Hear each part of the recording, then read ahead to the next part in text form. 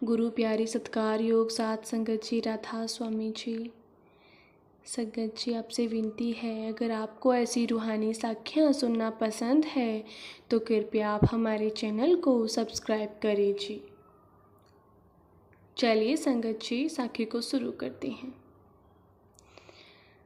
श्री गुरु गोविंद सिंह जी एक बार आनंदपुर में रह रहे थे। मध्य प्रदेश राज्य के उज्जैन शहर से कुछ साधु गुरुजी के दर्शनों के लिए चले। ये साधु सब वैष्णव थे जो मांसाहारी नहीं थे और यहाँ तक कि जीव हत्या के विरोधी थे। वे तो गुरु साहिब के दर्शन करने के लिए अपनी मन की शांति प्राप्ति के लिए आए थे, परंतु जब उन्होंने देखा कि गुरु गोविंद सिंह जी एक पंछी को बाज से लड़वा रहे हैं और पंछी लहूलुहान हो रहा है, उनका मन को बहुत दुख पहुंचा। पंछी तड़प रहा था, उनको यह काम पसंद नहीं आया। उन संतों में एक नौजवान साधु ने अपने नाक को चढ़ाते हुए गुरुजी की तरफ देखा। गुरुजी उन सब साधुओं की मन की दशा जान गए। साधुओं की शंका दूर करने के लिए अपने पास बुलाया और बताया कि ये पंछी जो तड़प रहा है पहले जन्म में चोर था। ये जो बाज आप देख रहे हो पहले जन्म में राजा था। हजारों साल पहले पिछले जन्म में मैं दुष्ट दमन के नाम से प्रसिद्ध था। मैं समाधि लगाकर बैठा हुआ था। यह जो अब बाज है वो पिछले जन्म में राजा था, मेरा शिष्य था। ये मुझे गुरु मानता था और बहुत विश्वास करता था। इस चोर ने राजा के महल से चोरी की। राजा के सिपाहियों ने जांच पड़ताल करने पर पाया कि इस राजा की चोरी इस चोर ने की है।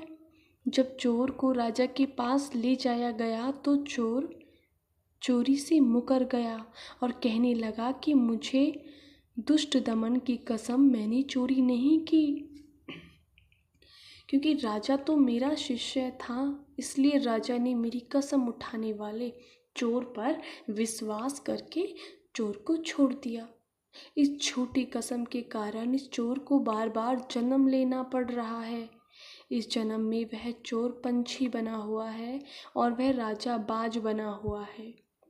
हमारे मन में आया कि यह तो जन्म मरण का चक्कर लगा रहेगा, क्यों न इस पंछी को झूठी कसम का फल भुगताकर दोनों को मुक्ति दे दी जाए। इसलिए इस पंछी को बाज से मरवाकर मुक्ति दिलवा रहा हूँ। सब साधुओं ने गुरुजी को शीश नवाया और बताया कि कभी भी किसी की सच्ची या झूठी कसम मत खाओ। मालिक ने जीवों की रचना दोषयुक्त की है, परंतु हंस रूपी संतजन जल रूपी दोष को छोड़कर दुग्ध रूपी गुण को ही ग्रहण करते हुए जीवन को दोष रहित कर कल्याण करते हैं।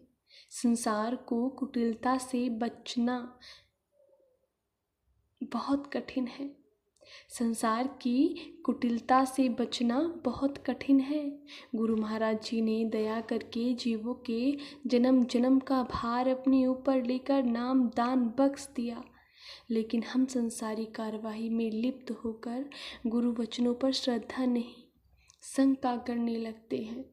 संत सरल चित्त और जगत हितकारी हैं, जबकि हम अपनी कुटिलता सिद्ध करने में गुरु की झूठी कसम खाने तक को तैयार हैं। राधा स्वामी जी।